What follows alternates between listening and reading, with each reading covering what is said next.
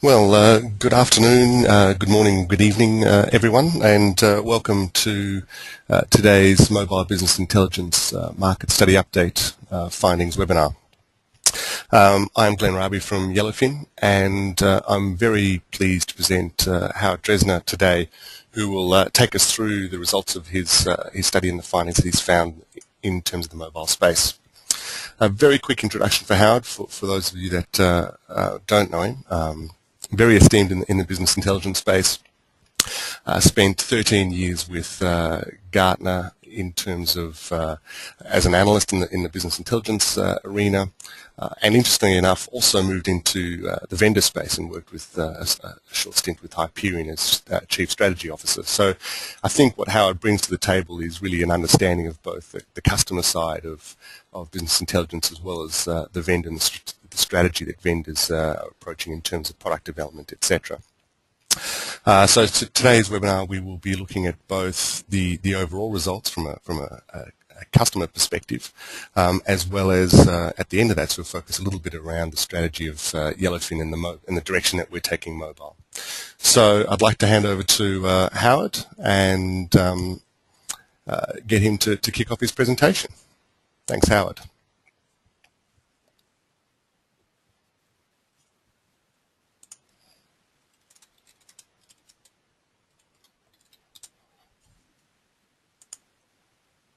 Just over a year ago that I held in my hands for the first time the Apple iPad.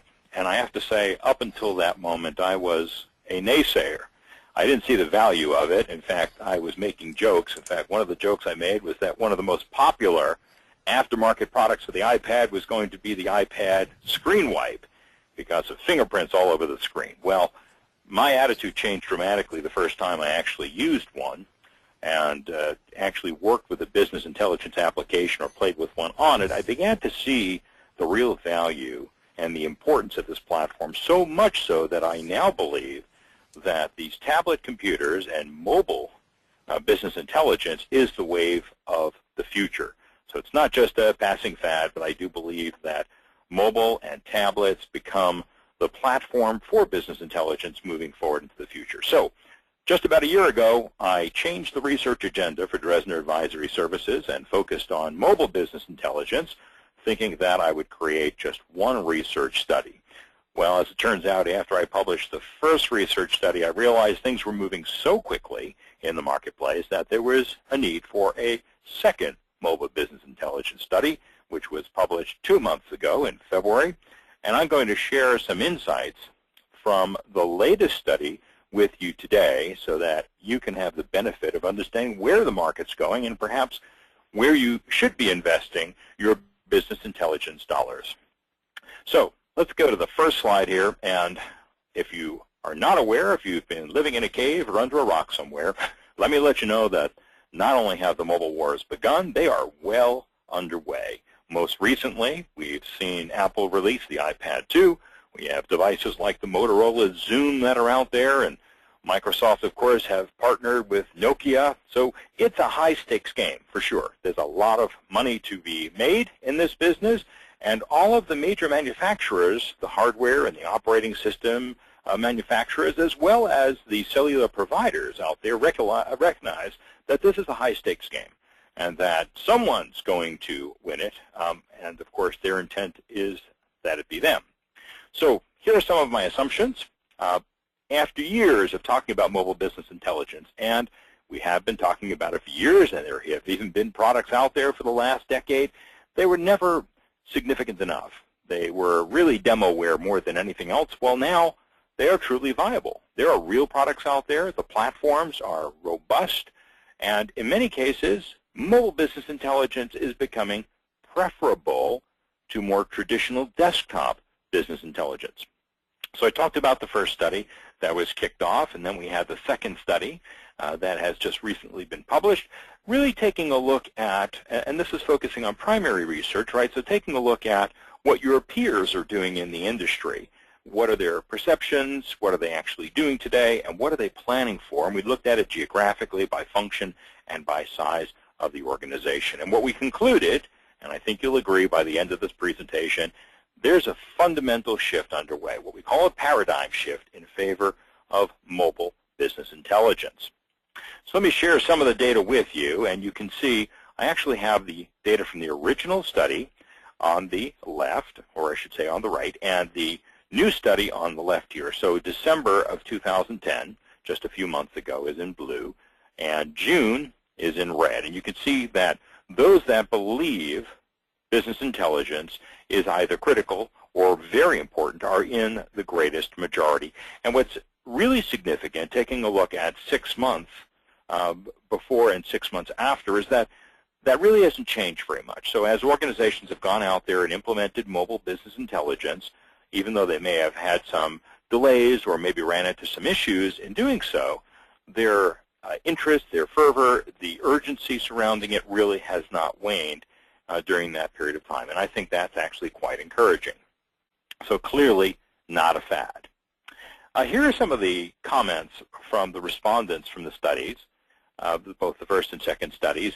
And what I take away, you don't have to read all the text, but what I take away from this is that the notion of mobile business intelligence applies much more broadly than just to road warriors.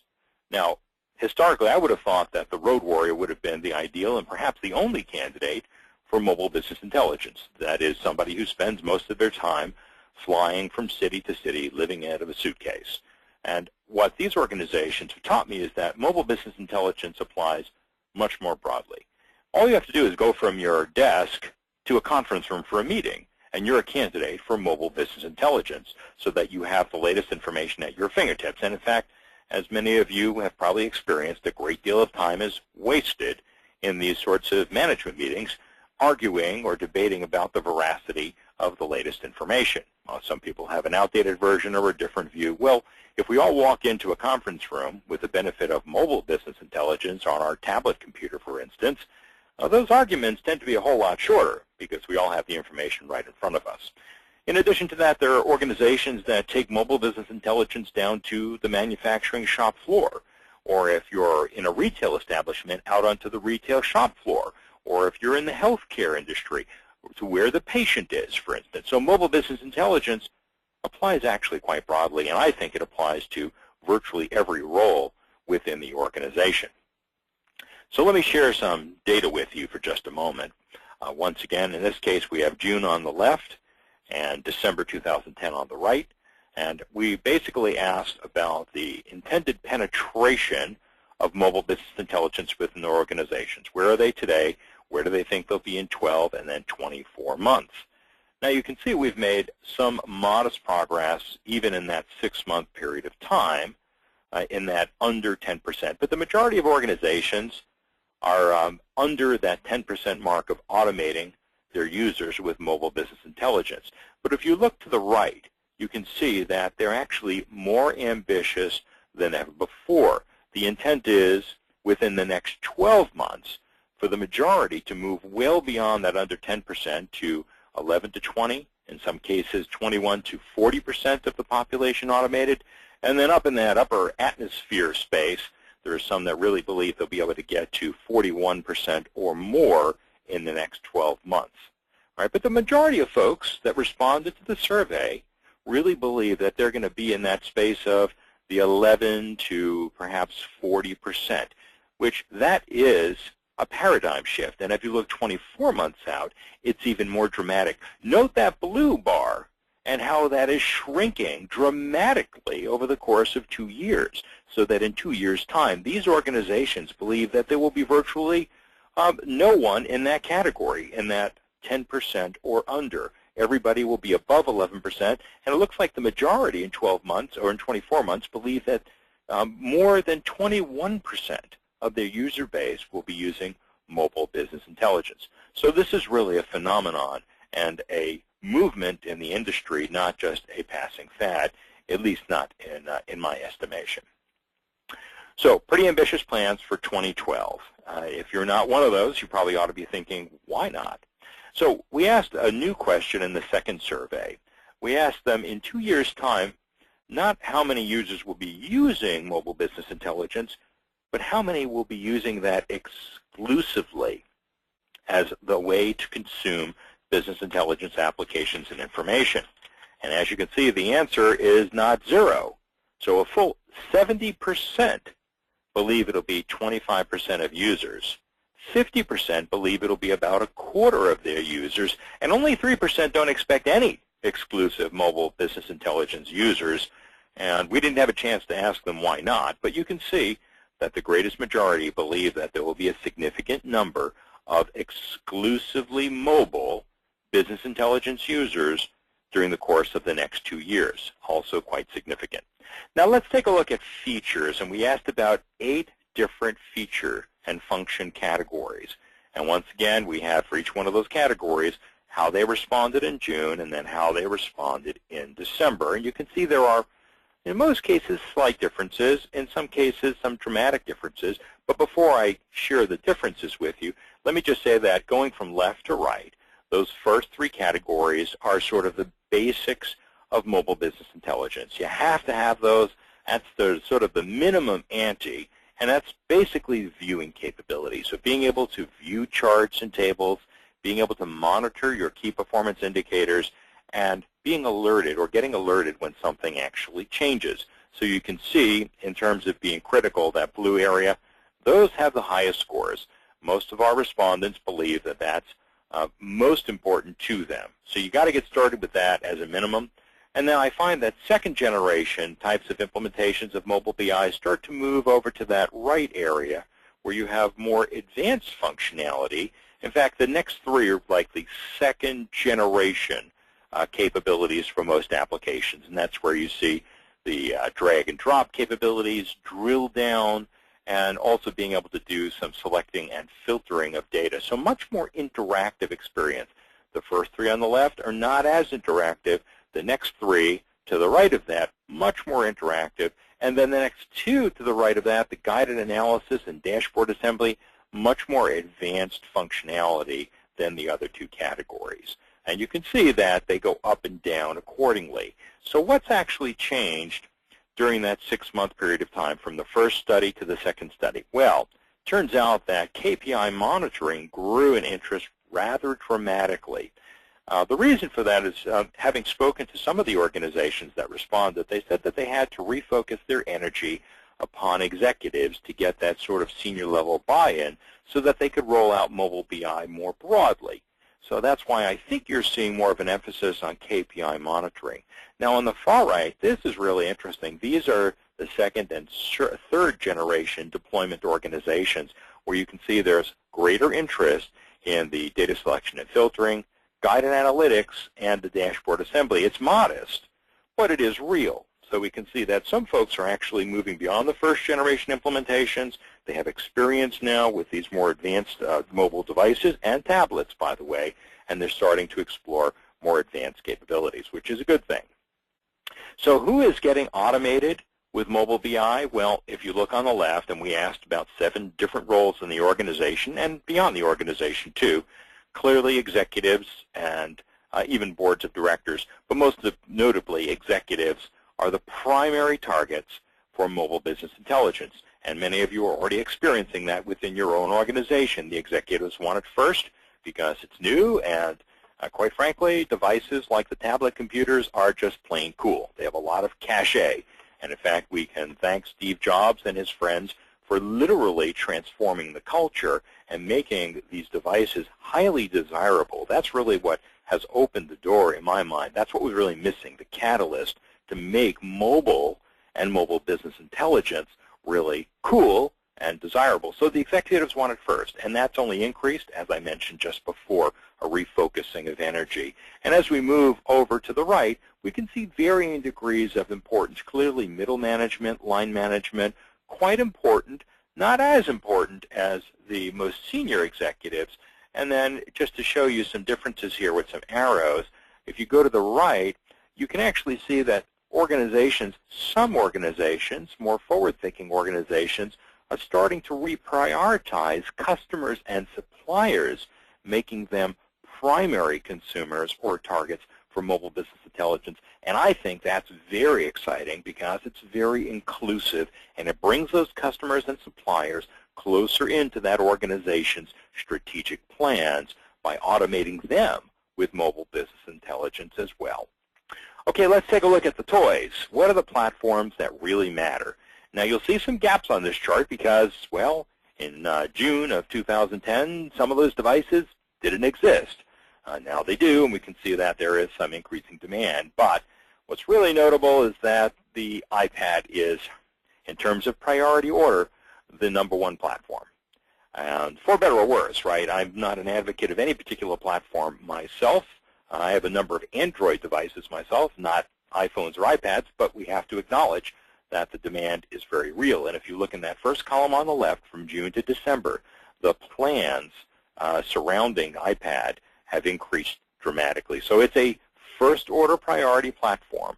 Now, right next to that, the iPhone has actually decreased a little bit.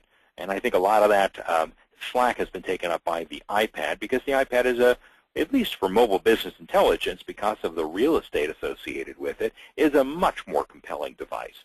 And interestingly enough, and I'll talk about this a little bit more in a moment, the BlackBerry, in terms of priority, has actually increased, and I'll tell you why that is. And you can see that there is a fair amount of interest in things like the RIM Playbook tab. It's a second-order priority, not a first-order priority, but certainly there is interest. Android phones, a little bit higher priority because there are more of them out there. Some interest in Android tablets, certainly as well for the same reason. And interest in Windows, and the priority for Windows, unfortunately, has decreased.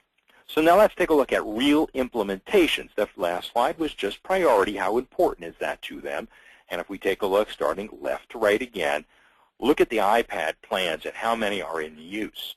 So when we asked them that question back in June, they said, hey, we've planned for the iPad, but only a few implementations. Wow, look at the difference. From June to December of last year, through the roof. Lots of iPad implementations. Continued implementations of the iPhone, but it's cooled off a little bit, quite frankly. And then you can see, now here, this is interesting, BlackBerry plans have gone down. The numbers in being used have gone down, but I said it was a higher order priority. Well, it is, and that's because organizations believe they have to use the technology they currently have. They have to fully depreciate it. They have a lot of BlackBerries out there already, and they're determined to use them. So it's a higher priority for them, but you can see that they're deploying fewer BlackBerries. Still some deployments and interest in the RIM tab. You can see that the Android phones next to that have gone down a little bit in use, but that the tab plans have gone up. And then if you can see beyond the gray box there on the right, the numbers of Windows phones that have been used for mobile business intelligence have actually decreased rather dramatically. Now, we asked them another question in the latest survey. We asked them about their intent to use software as a service to feed mobile business intelligence versus using enterprise applications. And as you can see, most intend to use enterprise applications to feed mobile business intelligence, but there is certainly interest and in some cases real intent to use software as a service. And if we take a look at it another way, by size of organization, if you look on the right, smaller organizations much more determined to use software as a service for a whole host of reasons. As you go over to the left to large enterprises, far less interest in software as a service. So it is real, and I do believe that software as a service and mobile business intelligence are actually a really good coupling. We also asked them about data storage because a number of organizations, specifically in government and healthcare, have said that it's a real issue to store data down on these devices. But there are some real advantages to storing data on the device, right? Mostly performance and availability. Sometimes the network simply isn't there. And some organizations will not store it on those devices. The majority, however, 62%, said that they would store it on both. So some data on the server and some data on the device. But a solid 38%, more than a third, said that the data has to reside on the server and not on the device. So I want to talk a little bit about vendor scoring, and then I'm going to turn things back over to Glenn. We did score the vendors based solely on platform support and integration and then the features and functions. So we looked at platform support and the integration, and we looked at the depth of integration. So we gave more points, a little bit of extra weighting for native integration, meaning an executable, a program on the device itself as opposed to just the web browser. Then we looked at the 8 user-requested features and functions. And then we also looked at 3 advanced features and functions. So using all of those criteria, we scored the different vendors. And if you know anything about me, you know that I like spider charts. So here is a spider chart. And you can see really 3 averages here. We took a look at the blue area, that's the overall score. If you look at the green area, those are the features and functions. And the red line, that's actually platform coverage. And we can see that a number of folks scored especially well, including Yellowfin on around the 11 o'clock, 11:30 position with a score of 14. And that was the second highest score, really quite a good score. So let me share some conclusions with you, and then I'm going to turn things back over. I really do believe that for mobile business intelligence, the time is now. Its time has come. We've been talking about it for so long. We knew it had a lot of potential, but all the pieces were not in place. Now they are. And it really is a dramatic and exciting phenomenon that it's now feasible to take your information with you. The information follows you now, as opposed to having to go to your laptop or having to go to a desktop to get informed. Now it's with you, and it's instant on. Mobile BI is obviously not only one of the more interesting applications, but it's an urgent application for organizations to have. And I do believe that it applies to all class of users. Here I mentioned nomadic ones, but boy, most of us are nomadic. There are fewer and fewer roles where people stay at a desk all day long. We go to conference rooms, we go down to the shop floor, we go across campus, and yes, still people do get on airplanes and go from city to city. So really it applies broadly. But my recommendation to all of you is, if you have not explored deploying mobile business intelligence within your organization yet, get a proof of concept going right away. Clearly, yes, the longer you wait, the more you'll know, and the more advances there'll be in the devices and the software. But you need to learn, and you need to understand how to get your users up to speed in using mobile business intelligence, so that when you're ready for a massive rollout, you will be prepared. You'll have the skills and the experience. So start a proof of concept today if you haven't done so already. And if you would like more information, we encourage you to visit our dedicated website for mobile business intelligence. It's at www.mobile-bi-study.com. And on that note, I'd like to turn things back over to Glenn. Glenn? Thank you, Howard. So I think we can all agree there was certainly quite a bit of insight into the terms and the way in which organizations are approaching mobile BI. For this segment of the presentation, I just wanted to sort of, I suppose, give you probably more of a vendor-centric view, I suppose, the way we see the world, and as a result, some of the strategies that we're looking to implement around our product for the next 12 to 18 months or so. So essentially, Yellowfin's going mobile. From our perspective, mobility is a key part of our product strategy, and that's for a lot of the reasons that Howard mentioned. We do see a greater demand for mobile business intelligence from organizations who wish to deploy that throughout their organization. And we see this predominantly because from our perspective, what we're seeing, and this is probably a slightly different take, and I think a sort of taking a step back from purely the mobile perspective, but we're seeing BI deployments getting larger. So we're seeing organizations wanting to roll business intelligence out from purely the analyst, the small user within the organization, so typically 5-10%, into a much larger domain. And the result of this is understanding how do we actually get to these people within those domains. So we're looking at larger internal deployments, external reporting portals, and ultimately it's the BI consumers that are dominating. These are the people who want to have access to business intelligence but don't necessarily need the full access around analysis, and who are not going to be building content but fundamentally consuming content. And in our view, these represent about 95% of end users in business intelligence. The analysts are still very, very important in terms of creation of content and finding insight and doing the business analysis, the core thinking. But it's the BI consumer who really is the fundamental end user within business intelligence from our perspective. And we believe it's this consumer who really is driving the need for mobile BI. So So fundamentally, from our perspective, it's an anytime, anywhere access that people require. So it's this new paradigm requires us to be able to deliver business intelligence on any device, and I think that's really the fundamental difference. 99.9% of BI will be delivered via the web in some form of content or another. So what we're seeing is people who want to access business intelligence from their desktop. As Howard mentioned, you do have still large numbers of people in that space, but they leave their desktop. They go to meetings. They then need to take that with them. And how do they take them with them? And for that, they need another device potentially, and that needs to be mobile. And that's fundamentally the way in which we view it. It's this multiple device scenario that's really for us is driving our considerations around how we deploy Yellowfin. So fundamentally, in thinking about that and thinking about a strategy for mobile BI, is that content will be shared, that content needs to be delivered in a similar fashion across multiple devices. You don't want to be creating new content for every device that's out there.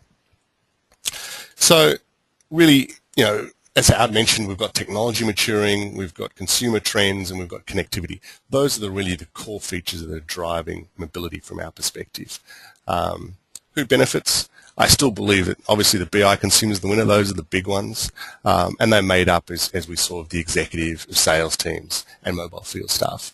I still see them at the moment, from what we're seeing in the market, as the core user base. But as Howard did mention, they are spreading that through and pushing that out. And what I like to point out again in terms of the consumer perspective is that no one wants to conduct analysis on a postage stamp. The size of the device is really critical in terms of what the expectations are that people will do within that space. So from a Yellowfin perspective, we deliver mobility on any platform. We've got native apps for iPad, for the iPhone, and for Android, and Java applications for all other devices. So you can deploy Yellowfin on any mobile device today. And fundamentally, and this is just a quick overall of what do you get, some of the key features really are around focusing again, what do the consumers want? They want to be able to access their favorite reports quickly and easily. They want to be able to search for reports. They want to be able to filter reports very quickly. Some of the things are interesting that Howard didn't mention. I think this comes more down into the social aspects of it. They want to be able to comment on reports. They want to email those and drive alerts as well as receive alerts.